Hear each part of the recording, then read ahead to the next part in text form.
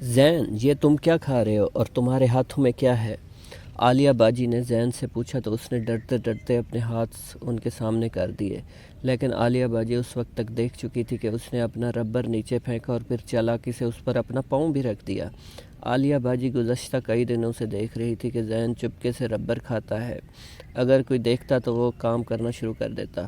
عالیہ باجی کو زین کی یہ حرکت بہت بری لگتی تھی، لیکن پھر بھی انہوں نے سوچا کہ اگر زین کو سب کے سامنے ٹوکا تو اسے شرمندگی ہوگی اور پھر سب اس کا مذاق بھی اڑائیں گے، اس لیے انہوں نے فیصلہ کیا کہ وہ ایک کہانی کے ذریعے زین کی اصلاح کریں گی۔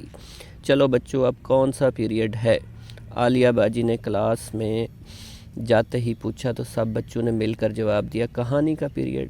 آج میں جو کہانی آپ کو سنا رہی ہوں وہ ایک بہت ہی پیارے بچے عامر کی کہانی ہے، جو ویسے تو بڑا پیارا تھا لیکن نہ جانے کب اور کیسے اسے ربر کھانے کی عادت لگ گئی تھی۔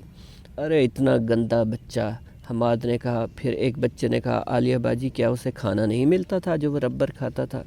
یہ سن کر سب بچے زور زور سے ہنسنے لگے، لیکن زین سر جھکائے خاموش بیٹھا رہا۔ عالیہ باجی بولیں، خاموشی سے کہانی سنو ورنہ مزہ نہیں آئے گا۔ پھر انہوں نے دوبارہ کہانی سنانا شروع کی۔ اس کی امی اسے روز سکول جاتے وقت ایک نیا ربر دیتی، لیکن سکول سے واپسی پر وہ ربر غائب ہوتا۔ جب اس کی امی پوچھتی کہ تمہارا ربر کہاں گیا تو وہ روز ایک نیا بہانہ بنا دیتا، کبھی کہتا کھو گیا، کبھی کہتا کسی بچے نے نکال لیا، کبھی کچھ تو کبھی کچھ۔ کچھ دن تک تو یہ سلسلہ چلتا رہا۔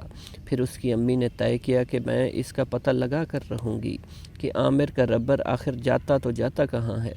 ایک روز عامر کی امی اسکول پہنچی اور ہیڈ مسٹریس سے شکایت کی کہ میرے بچے کا ربر روز کلاس میں غائب ہو جاتا ہے، کہیں کوئی بچہ اس کا ربر تو نہیں نکال لیتا۔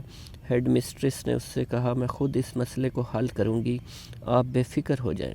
اگر کوئی بچہ ایسی حرکت کرتا ہے تو میں اسے سخت سزا دوں گی۔